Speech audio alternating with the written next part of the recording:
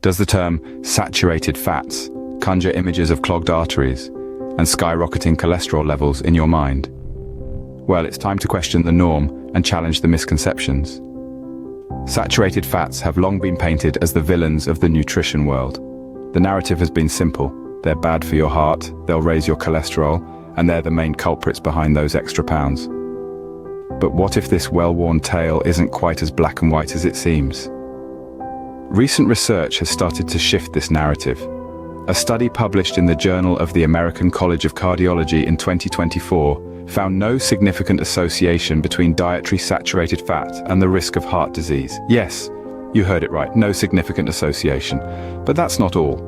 A systematic review and meta-analysis of observational studies, published in the British Medical Journal, found no association between saturated fat intake and all-cause mortality, coronary heart disease, stroke, or type 2 diabetes in healthy adults.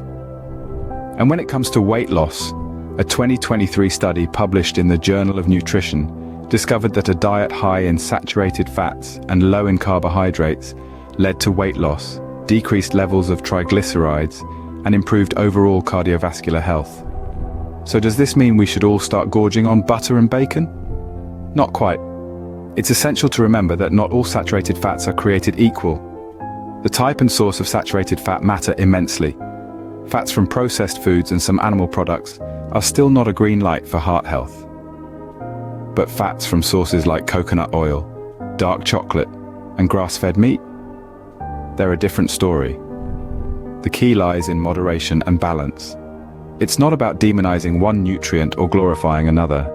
It's about understanding the complexities of our diet and making informed choices. To sum it up, saturated fats are not the villains they've been made out to be.